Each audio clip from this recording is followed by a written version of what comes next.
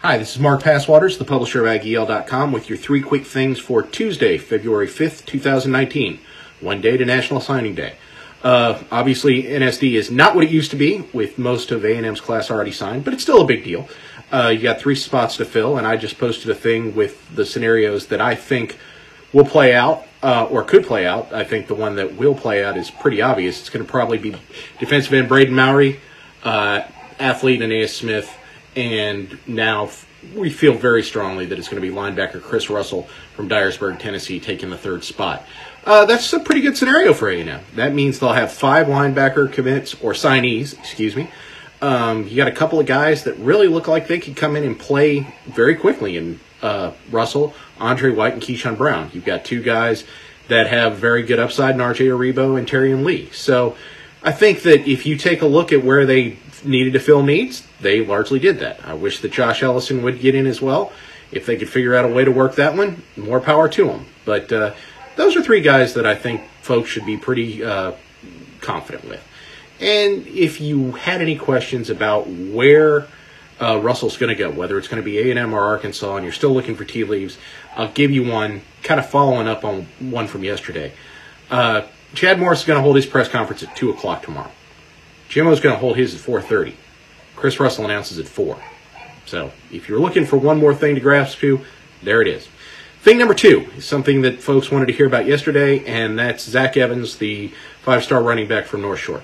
Did not show up this weekend. Some people got on his brother's case, and he kind of cussed out some A&M fans on Twitter. All is not lost, if you were worried.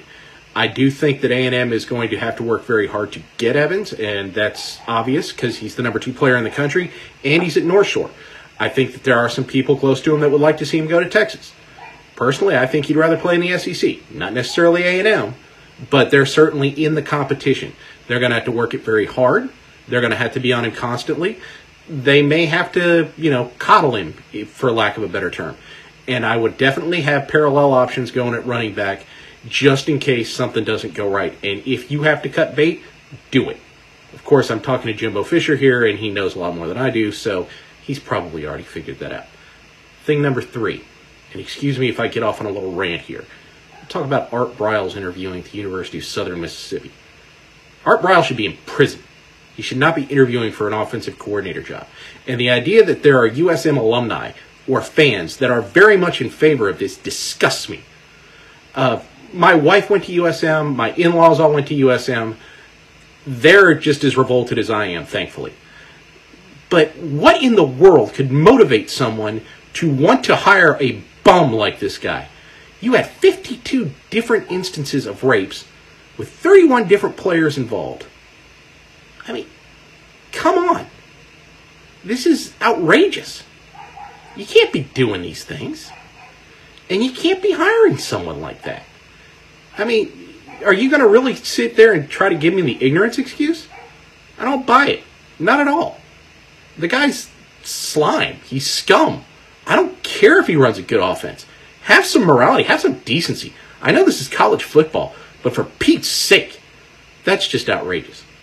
Like I said, the man deserves to be in jail, not in Hattiesburg. See you Wednesday.